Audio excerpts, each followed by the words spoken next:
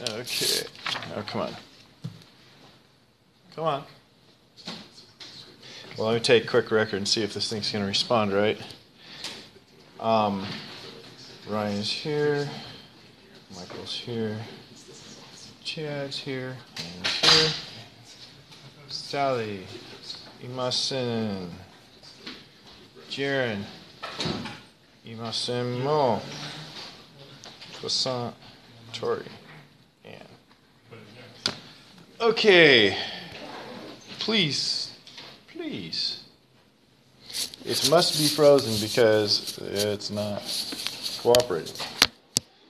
I shall try disconnecting and reconnecting. Disconnected properly. Got that going for us. There's Jaren.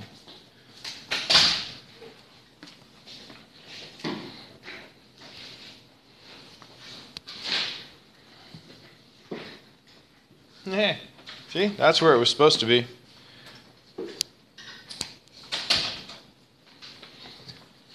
And Sally. Okay, so what are we going to do today? Yeah, review. So what have we done here that is physics in the calculus version or the calculus portion of the class? No. Yeah. We've done derivatives and integrals of things specifically with two equations. Actually, maybe I have them on the next page. Next slide. Nope, I don't. So we'll put them here. Those two equations are the definitions, and I'm writing these as non-vector forms. That v is dx dt. And A is dv dt, which is the same thing as saying d dt of dx dt. You might, I don't know about you, when I was in calculus, I always wondered why we put the little squares in different places for a second derivative. And it's because of this right here. On top, you have d appearing two places, but x is only one place. And so that's why on top it's d second x. But on bottom it's dt and again dt. Sorry, Jaren. And so that's why on bottom it's dt squared. It's the entire dt squared. It is possible to have something that is mixed. So you'd have, for instance, let's say df of x comma y. d second f of x comma y dx dy. Right, that's possible. Anyway, so the d second on top is just saying a second derivative of x. And then the dt squared means both of those derivatives are with respect to time. Which is not a physics thing at all, but just in case you ever wonder, because my calculus teachers never really explained that. Yeah? Just out of curiosity, the thing you just erased, was that implying then the first derivative with respect to x and then the second derivative with respect to y? Yeah, it's two derivatives, one with respect to x and the second with respect to y. Yeah. Okay, so we're going to use those and let us practice, since this is basically all we've done, what it says here, starting with a constant acceleration, derive the kinematic equations. Well, constant acceleration. Let me just start by saying A equals constant. There. I'm not done. What do I need to do?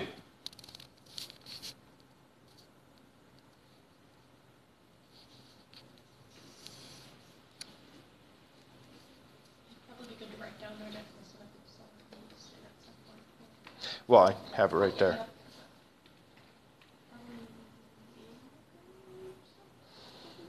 Okay, I will take this one here that had acceleration in it and put acceleration in there, separate variables, integrate. So my process is going to be substitute A into separate variables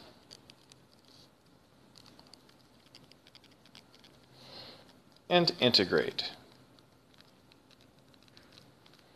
And so let's do that. A equals dv dt.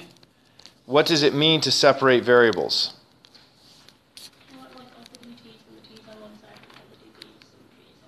Right. You all should just, think like she does. Or think like the people to her left. So, following what Tori advised, in this case, since A was a constant, it was very simple. And now that we have them separated, we have two things that are independent of each other but equal to each other. And if that's the case, then if I integrate over the same boundaries, that is from my starting speed to my ending speed and my starting time to my ending time, assuming that that's not a t, assuming that I have made the proper designation that the zeros correspond to the same situation and the finals respond to the same situation, then I should still have a correct equation after integration. Integrating the left side, I'll have v final minus v initial equals a times t final minus t initial. What things do I do at this point to simplify life? Brian? Well, typically, most whereas t initial is 0. So you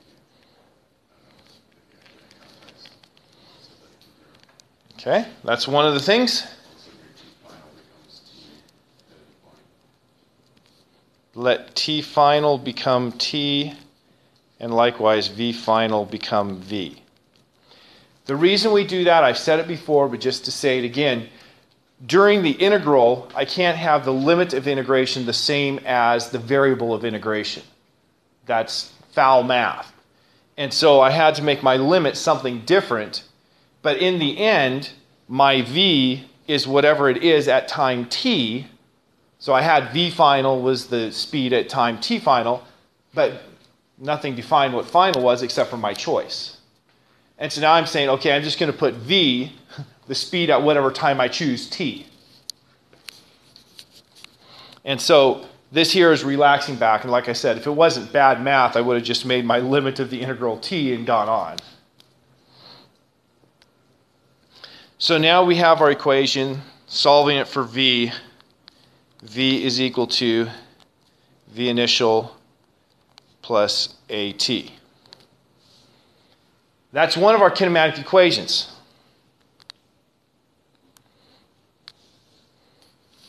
What's the next one? Or how do I get to the next one, I guess? Not what is it? We're going to assume you don't know it.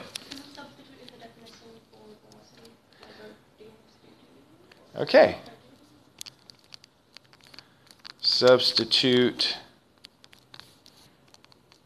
the v of t I just found into v is equal to dx dt, and repeat. By repeat, I mean separate variables and integrate. So I have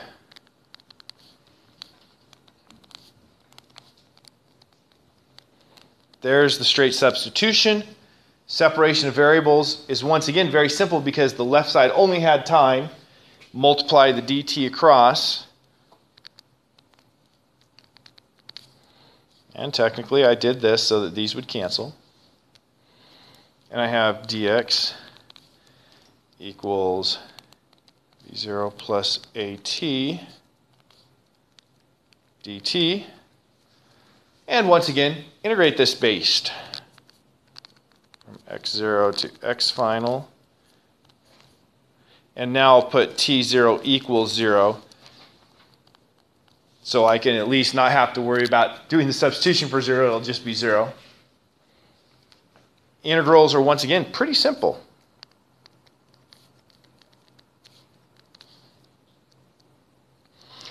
Notice this is v0 plus at that I'm integrating. So I'm going to have the integral of v0 dt plus the integral of at dt. Integral of v0 dt is going to be v0 t final minus 0. And the AT is the more interesting 1/2 AT final squared minus 0. And then for the very last step, once again, relax my constraints.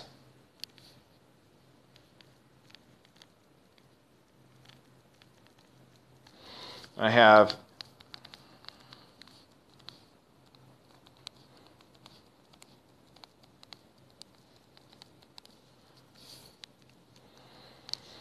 and when I say derive the kinematic equations, I only mean those. The ones for position and velocity with respect to time. I don't mean the one that you get from combining and eliminating a variable. That's algebra. We could have done that in the other class without having any calculus. So I'm only looking for you doing the calculus parts. Okay, any question about how that worked? Yeah? Well, we started by defining acceleration as constant. Yes. Unless I'm not seeing it, would it have to be? It would have to be, because in my integrals, in both integrals, in this integral I said, well, a is a constant. So the integral of a constant dt is just t. But if a was not a constant, if a was changing in time, then the integral of a dt would not be a times t. And I would have to know what that function is. Yeah. And in fact, I have a slide coming up. I'm not sure if I started with x or I started with a, but it deals with that situation. But if we had a defined function for acceleration, then we wouldn't necessarily have a problem, as long as it was in terms of v and t or x and t Yeah, or something. right. Now, here is something that I've talked about but haven't done. The jerk is defined as the rate of change in acceleration. That is, jerk is dA dt. So let's say that instead of having a constant acceleration, we have a constant jerk. Can you derive the kinematic equations for this one? Say yay or nay. I should have made a clicker question. Yes or no? Yes. Okay. Most people said yes. Well, most people that said it out loud, people who said no said it in their head, right? I assume none of you said no. We should all be able to do this. So let's go through real quickly. What are we going to do here to derive the kinematic equations? What's my first step? Okay, separate variables and then integrate. Just like before.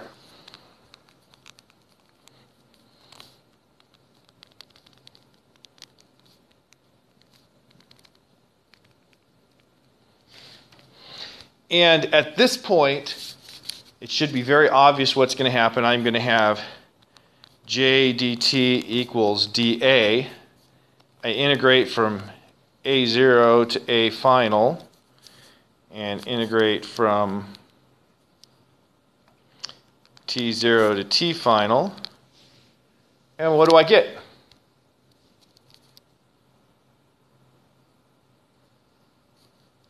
Essentially the same equation that you had for acceleration before when acceleration. That is very correct. I want somebody to actually tell me what to write, but you're absolutely correct. What'd you say?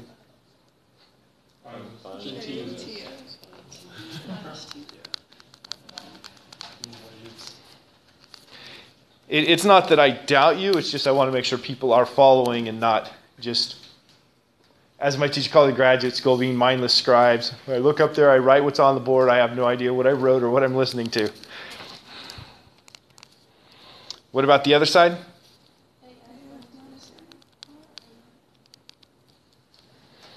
Now, just like before, I make my relaxation letting, I don't know why I even put T0 there.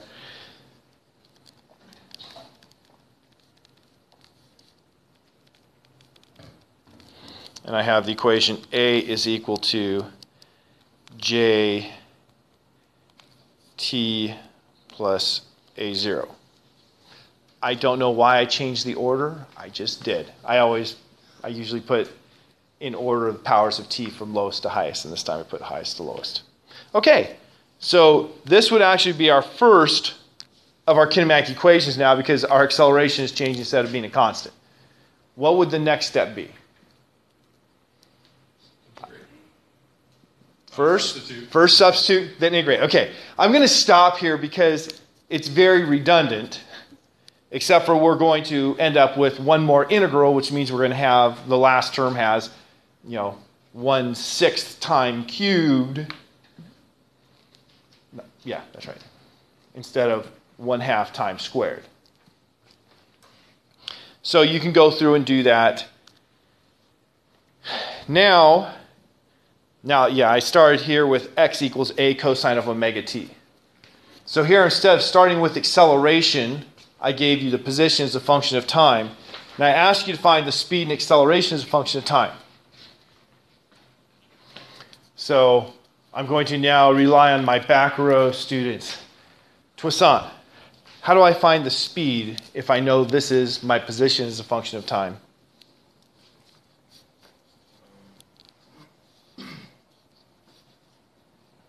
Toussaint.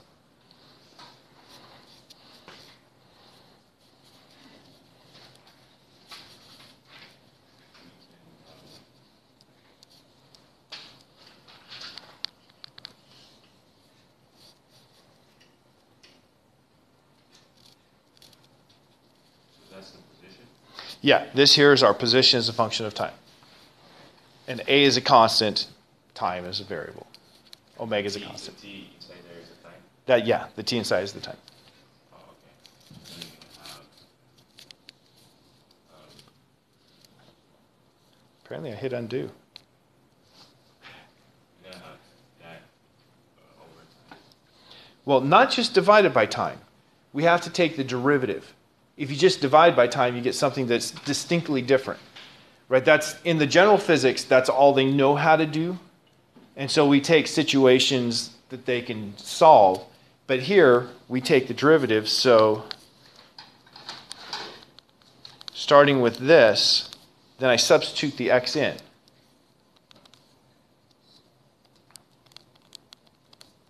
And I don't know why I'm writing it out so explicitly here.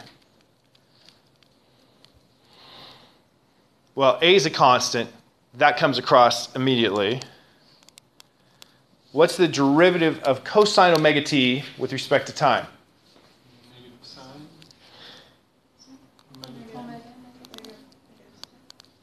Okay. Negative omega times sine of omega t. Now, most people would recognize why you have the minus sign. Just think about what's happening to the slope of cosine. If you start at cosine of 0, you're at a maximum of 1. If you go forward in time, it's going down, so clearly it has a negative slope. Well, sine of omega t starts at 0 and goes up, so the minus sign is necessary to get that negative slope. That one's pretty easy to track in your head. The omega here is because you have to use the chain rule. So derivative of just cosine of t would have been minus sine t. So using the chain rule, derivative cosine u dt is minus sine of u times du dt. Du dt, in our case, u is wt, so the derivative, or not w, omega. Derivative of omega t is omega. So there we have our speed, or as we would more commonly write,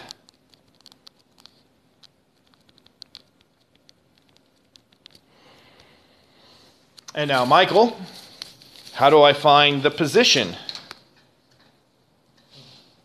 Well, since we just found velocity, wouldn't position be the integral of what we just did? Not position. Yes, it would be. That would be genius. Or you would say, wouldn't I just go back a step and take what you started with? My mistake, I meant acceleration. You're going to take the, you're going to take another derivative, right? That is correct. I'm glad you were paying attention to the words I said. Because clearly I wasn't.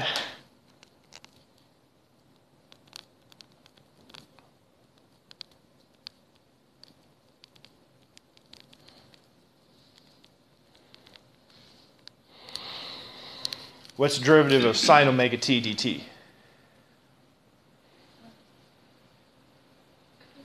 W or omega cosine. Right. It's omega cosine. It's the derivative of sine is positive. I already had a negative out here, so I have to not lose that. I bring out another omega, so I'm going to have minus omega squared a cosine of omega t. So this was a case where the acceleration was not constant. Now, you may not be wondering this. This is what we have for our solution for simple harmonic motion.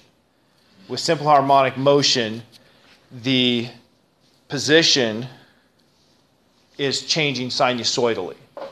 And because this position is changing sinusoidally, so is the speed, and so is the acceleration. And in fact, for the simple harmonic motion, you can see that the acceleration is equal to minus omega squared times the position.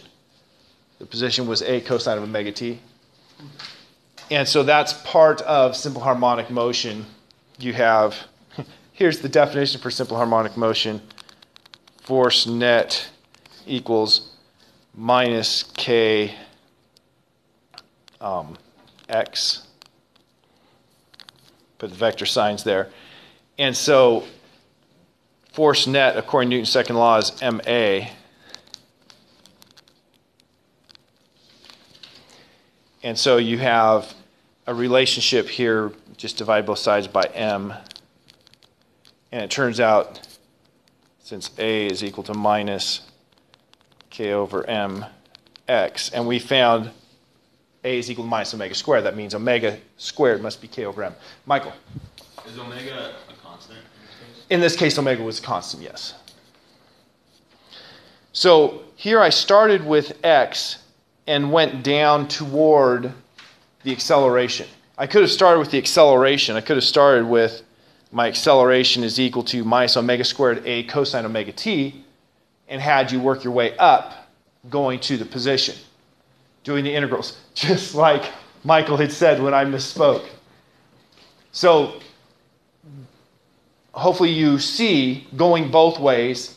If you know the position is a function of time, you can find the acceleration as a function of time. If you know the acceleration is a function of time, you can find the position as a function of time, just by going backward and forward through these steps. Okay. Now, the last things, I was just doing the reading quiz questions before chapel, and chapter 5 is dealing with drag forces. And so I've just been looking over these, and we have two versions there, one for slow speeds and one for high speeds. The low speed, we've already done this problem actually. We said that the acceleration of the dragster was a certain function. So I'm not going to repeat the work, but this is what that is. Instead, let's talk about, I'll take something that has forces and just go to how we would have a kinematic equation come from that and how we'd work through it. So for something that is free falling, if I have something free falling, you have what force is acting on it in general physics? Gravity. Free falling in general physics, you only have force of gravity equals mg. But in real physics, and that's what chapter 5 is dealing with, is, okay, what's the reality? You have another force, you have a drag force. And that drag force in chapter 5 we'll learn two different forms. One from the Stokes equation, some constant times speed, or, and this is at slow speeds,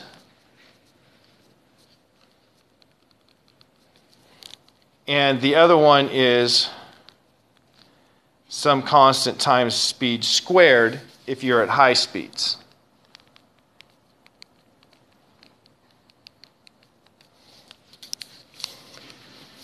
Now, given that we can calculate an equation for the acceleration using Newton's second law.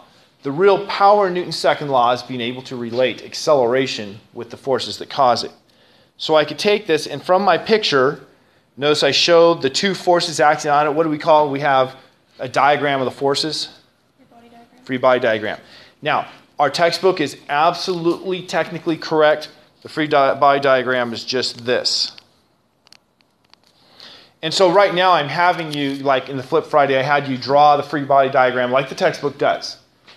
In reality, I always just make my free body diagram like this. I draw my figure and draw my forces on a single object, and that then is also my free body diagram. So I had to do that as well so that you would get used to seeing it that way on the Flip Friday. So this is what I normally use. If I use Newton's second law, I'm going to consider down my positive direction.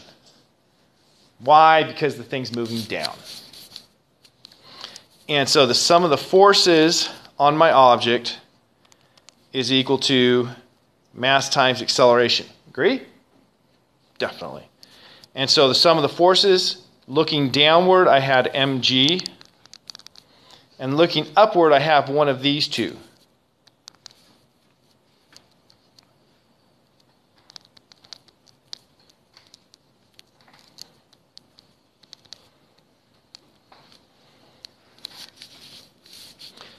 And so if I want to get my acceleration has to be g minus my drag force divided by m. And I'll have two different possible equations, one for high speed and one for low speed. So this splits into, at low speed,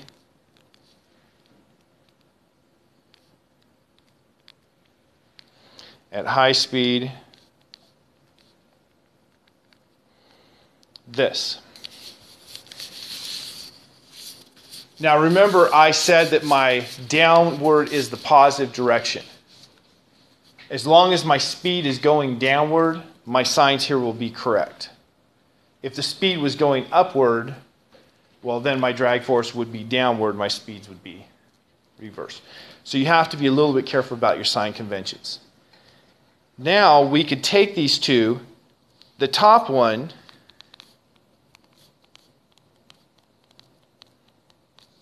that's essentially the same equation as we worked with last class period. Right, last class period we did acceleration is equal to a naught times 1 minus v over v max. If you compare the two, it's exactly the same. A naught would be g, and v max would be m over b, and it's the same thing. So the work we did last week absolutely applies to the case of something falling at a low speed where it's the Stokes force that is slowing it down. But then I ended the last class period by saying, actually maybe I didn't. I'd done a lot more work than what we got through in class on, is this realistic? Right, because that was the end, it wasn't realistic. And it wasn't realistic because our data said that dragsters reach a top speed of 330 miles per hour during the drag race. So they reach top speed during the race. It's not like if they went for another mile, they would have reached the top speed. And the time was also too long by our model. So we determined that this model wasn't a good fit to the dragster. And now looking at Chapter 5, we say, okay, well, why isn't it a good model? Maybe that dragster's moving pretty quickly. And if it's moving pretty quickly, then probably we should go to the higher speed equation. The higher speed equation being, there we go. The higher speed equation being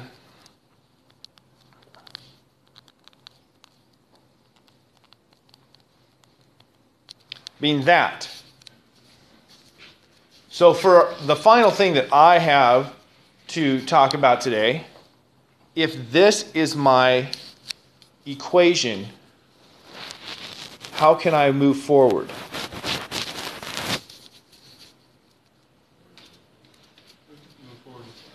With finding the equations for velocities or speed as a function of time and so on.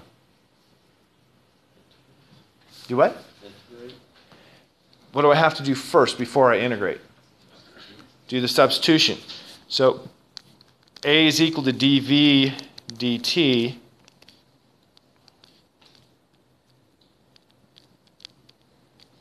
Okay, so there I've done the substitution. Before I integrate, what's the next step? I need to separate the variables. So I need all the dt's on one side, t's and dt's on one side, all the v's and dv's on the other. If I multiply across by dt,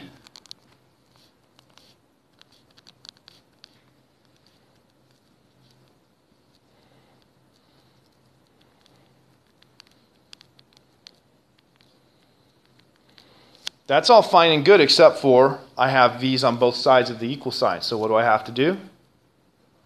Divide.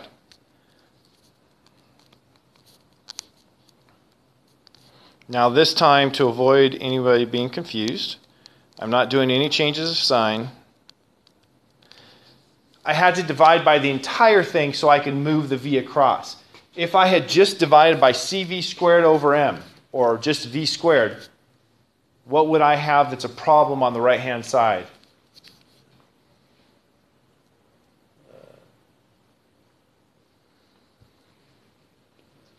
Say that again. If I had just divided this right-hand side by, let's say, just divide it by v squared, that would have gotten rid of the v squared here. But what problem would have created? Yeah, I'd have g over v squared here. I'd still have v squareds on that side. That's why I have to divide by the entire thing that dt was multiplied by. Now that I have this, my next step is to integrate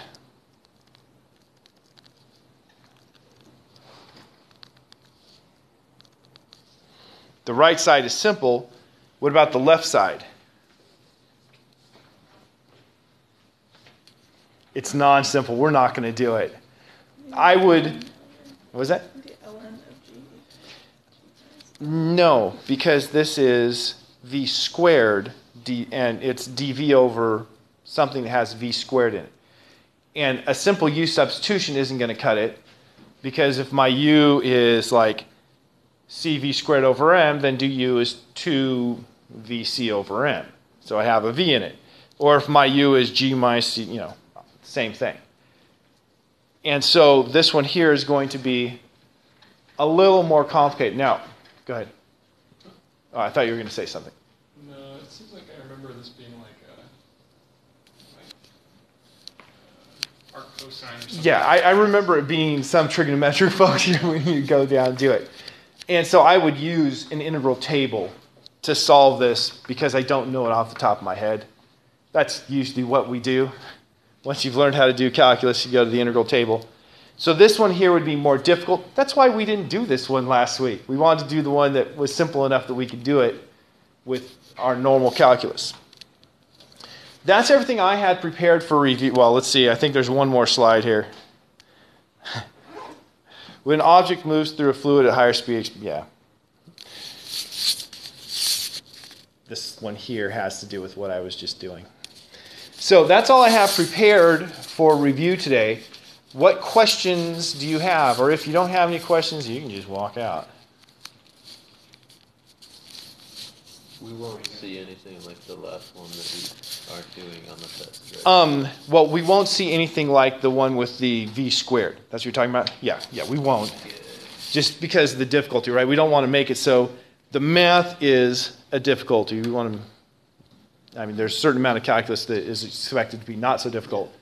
But we don't want it to be like, well, okay, now if I had taken one more year of calculus, I might be able to start this.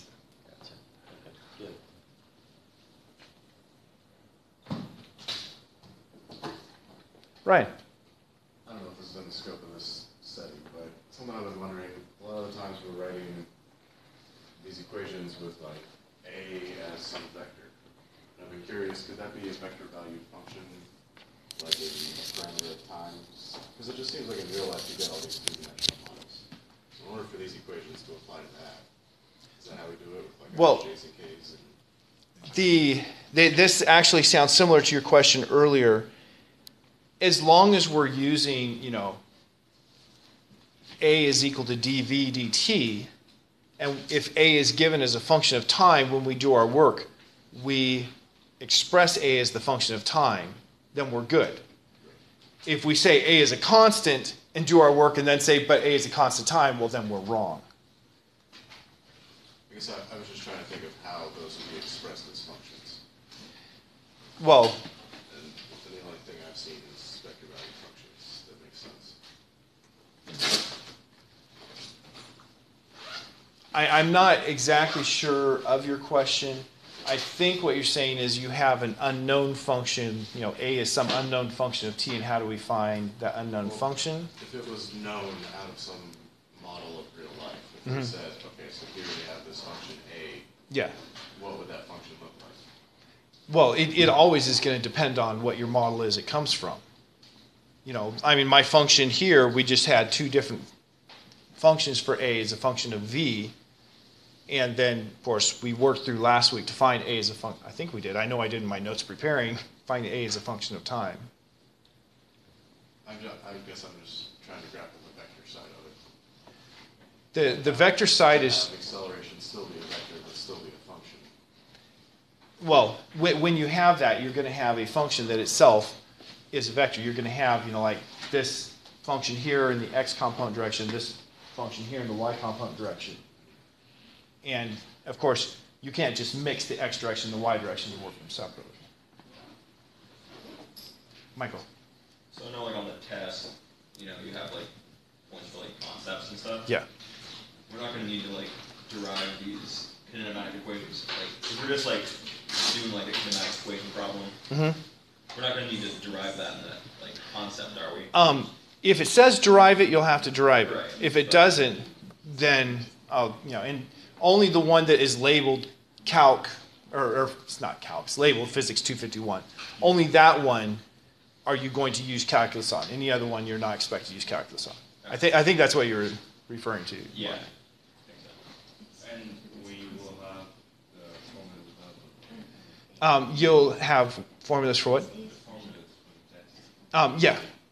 I might have to give you an old equation sheet because the software license server I couldn't connect to this morning, but we'll see if they get it fixed. It's just because they changed the networks after the end of the school year, and this is the first time I've used the software I write the equation sheet with. But you will have an equation sheet. You probably don't care as much as I do.